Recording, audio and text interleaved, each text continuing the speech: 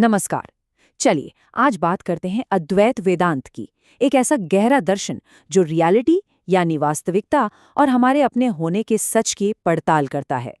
महान संत रमण महर्षि के ये शब्द एक बहुत ही बुनियादी सच बताते हैं। हम सब हमेशा रहने वाली खुशी चाहते हैं। ये एक यूनिवर्सल तलाश है। आखिर हम सबको यही तो चाहिए, है ना?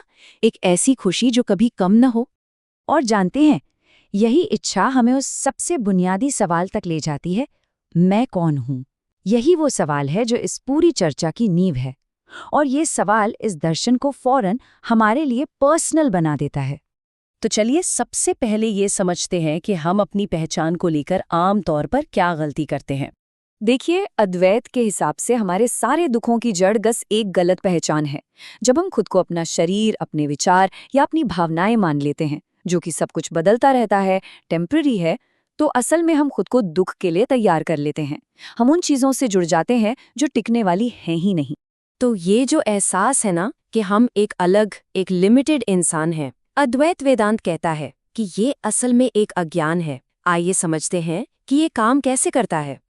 और इस अज्ञान को एक खास नाम भी दिया गया है, अविद्या। अब ये कोई बाहर की कास्मिक शक्ति नहीं है, बल्कि ये एक, कह सकते हैं, एक पर्सनल पर्दा है। यही वो चीज़ है जो हमें महसूस कराती है कि हम इस यूनिवर्स में अकेले और अलग थलग हैं, जबकि सच्चाई शायद कुछ और हो। इसी अविद्या की वजह से हम दुनिया को वैसा ही मान लेते हैं जैसी वो दिखती है। हम पेड़, पहाड़, लोगों को देखते हैं और सोचते हैं, हाँ, यही तो असली है।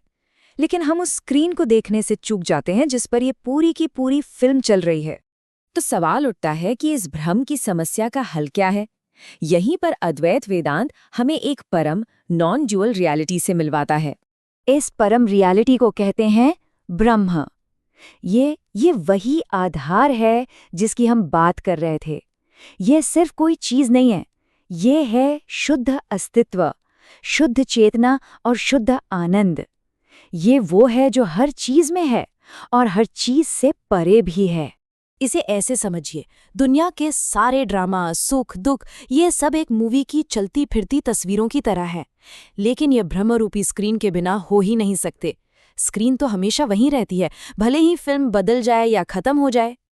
और इस पूरे दर्शन को एक सिस्टमैटिक तरीके से दुनिया के सामने रखने का जो क्रेडिट है, वो काफी हद तक जाता है 8वीं सदी के महान संत और दार्शनिक आदि शंकराचार्य को। उन्होंने इन गहरे विचारों को एक सिस्टम में पिरोया। तो वो कौन सी शक्ति है जो एक अलग दुनिया का ये भ्रम पैदा करती है? अद्वैत इसे माया कहता है। अब देखिए, माया और अविद्या में एक बड़ा बारीक सा फर्क है। माया को समझिए, वो कॉस्मिक इल्यूजन है, मतलब जादूगर की पूरी ट्रिक। ये वो पावर है जो दुनिया को ब्रह्म पर प्रोजेक्ट करती है। और अविद्या, वो है हमारा उस ट्रिक के झांसे में आ जाना और उसे सच मान लेना। इस बात को समझने के लिए सबसे बढ़िया उदाहरण है रस्सी और सांप वाला। सोचिए, हल्की रोशनी है, कोई नीचे देखता है और उसे एक सांप दिखाई देता है। अब क्या होगा? दिल जोर जोर से धड़केगा, डर लगेगा, और ये डर बिल्कुल असली है। लेकिन फिर कोई टॉर्च जलाता है और पता चलता है, अरे वो तो बस एक रस्सी का टुकड़ा था, सांप तो वहां कभी था ही नहीं। बिल्कुल इसी तरह ये दुनिया और हमारा अलग होना उस सांप की तरह है, एक भ्रम जो ब्रह्म रूपी रस्सी के ऊपर दिखाई दे रहा है। डर और दुख असली महसूस हो सकते हैं, लेकिन उनकी वजह सिर्फ एक गलत फहमी है। ठीक है, तो अब सवाल ये है कि इस भ्रम से बाहर कैसे निकला जाए। चलिए अब फिलॉसफी से हटकर प्रैक्टिकल तरीके पर आते हैं। रमण महर्षि जैसे आज के दौर के संतों ने एक बहुत ही सीधे रास्ते पर जोर दिया है, जिसे कहते हैं आत्म अन्वेषण या विचार। ये अज्ञान के इस पर्दे को सीधे सीधे भेदने का एक तरीका है। तो ये काम कैसे करता है? इसकी प्रक्रिया बहुत ही सीधी है। सब कुछ शुरू होता है एक सवाल से, मैं कौन हूं? जैसे कोई और विचार मन में आता है, कोई चिंता, कोई प्लान, कुछ भी, उसके पीछे नहीं भागना है, बल्कि पूछना है, ये विचार किसे आया? जवाब हमेशा होगा, मुझे। फिर फौरन वापस मुख्य सवाल पर लौटना है, ये मैं कौन है? इस प्रक्रिया को बार बार करने से मन अपने सोर्स में वापस चला जाता है और शांत हो जाता है।